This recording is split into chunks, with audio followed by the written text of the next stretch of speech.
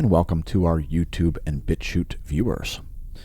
Now, our YouTube channel started out, we got to about 170 subscribers by doing fake news alarmist weather reports. Now, of course, we were just screwing around, as I've understood meteorology for decades, and I've been what you call a pro weather forecaster. Going back well over 10 years, probably about 20 years. And it was a result of being a bicycle racer.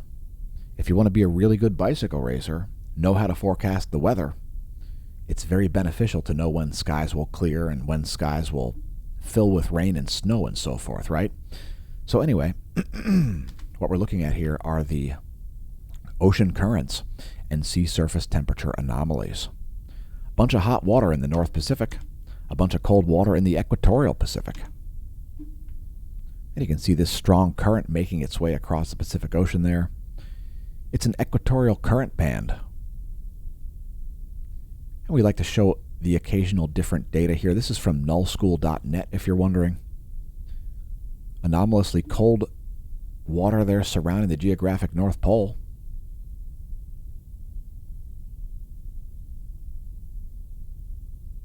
And things are pretty average around Antarctica.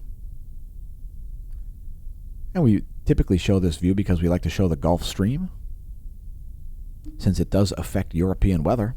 Yeah, that's right, water that flows up here like this, according to the geologic record, can cause Europe to freeze, yeah. It seems to be associated with when the Earth is plunged into an ice age. And we don't really see that happening. But we do see some anomalously cold water up here in the North Atlantic. That does have a tendency to disrupt the Gulf Stream's flow, the North Atlantic multi-decadal oscillation. But that's the current state of affairs as far as sea surface temperature anomaly. I would also note that Lake Michigan is quite hot. Check it out. Huron and Superior are kind of cold.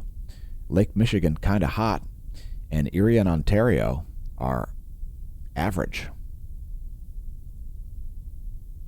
Let's show what we normally show, and look at all the cold water surrounding Australia. Australia is surrounded by some anomalously cold water there, especially on the northern portion, which is weird because it's the equatorial part. Anyway, here are the jet streams of the eastern world.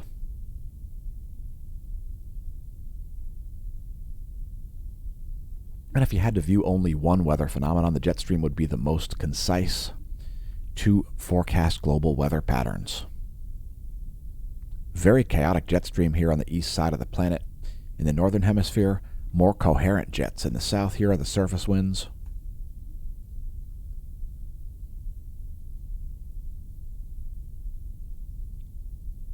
Here are the surface winds of the Americas.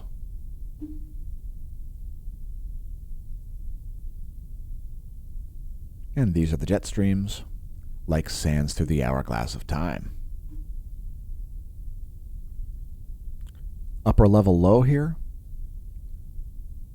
over Cuba. You can see that counterclockwise rotation in the Caribbean.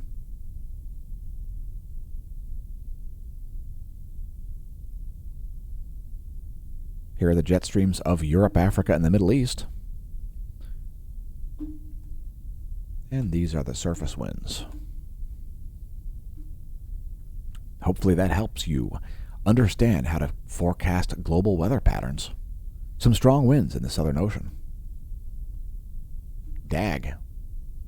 54 mile per hour winds there in the Southern Ocean.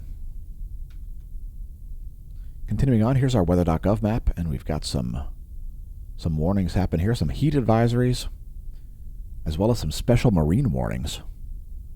Expecting some severe weather here around the Outer Banks.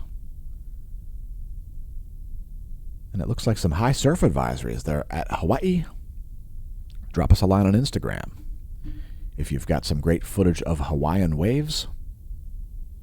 Instagram.com/SmashAmash. Go follow us over there. There's exclusive content that you'll see nowhere else. And speaking of Instagram, by the way, if anybody out there would like to see a virtual universe run by Facebook, now known as Meta, let us know in the comments. Now, personally, I don't know what they're talking about. Virtual reality has existed since the 1980s. They're called first-person shooter, video games.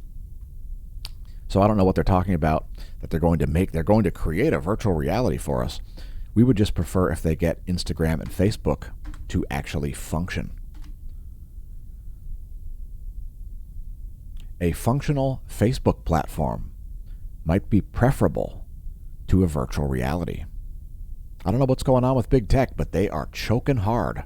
Choking hard. Look at all the lightning across the U.S. Yowzers. That is a lot of lightning. Across the country, Louisiana and Florida seeing some pretty heavy lightning there. That's your NASA GOES lightning mapper. And let's move on to a real-time lightning map.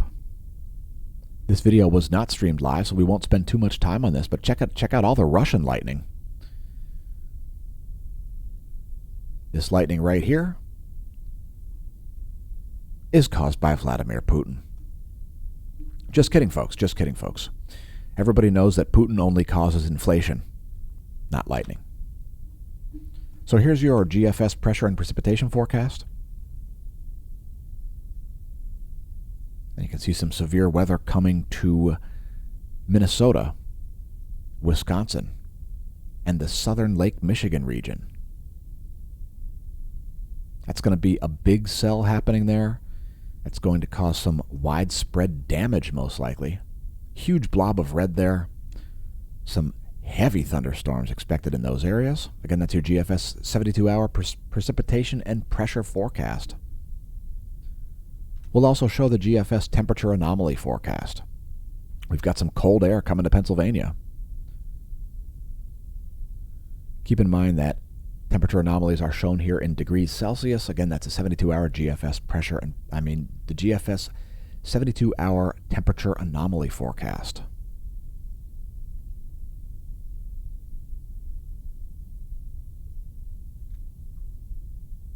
And here's the current pressure environment from windy.com.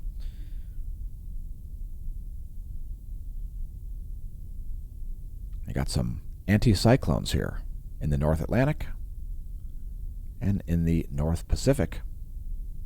We've also got some lows here south of Greenland, south of Alaska. Great imagery there from windy.com.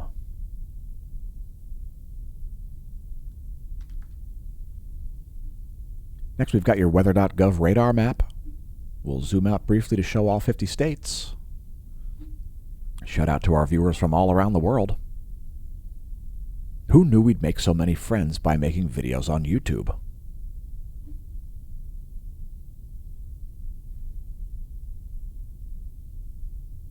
Doppler radar are ground-based systems that show vertical motion of water droplets in the air column.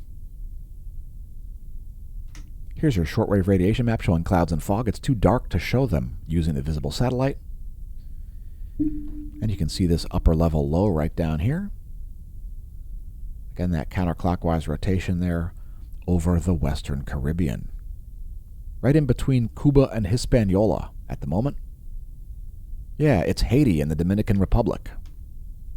The Isle of Hispaniola. Last but not least, there is the water vapor map. And this system is dominated by dry air here, so you can see while that is a upper level low, there's not a lot of moist air there, so it's not going to do a whole lot to strengthen the system. That dry air will not aid in convection. I have a feeling there may be some Saharan dust involved. Let's take a quick look before doing our recap. So if you bring up nullschool.net, you go to particulates, you click on the DUX. And indeed, there is Saharan dust making its way across the Atlantic Ocean. There's some great imagery of that. Very, very dusty here as the Saharan desert fertilizes places like the Caribbean And that dust does not help to make the place stormy. It brings down the likelihood of weather. Here's your recap in the form of the U.S. Doppler radar,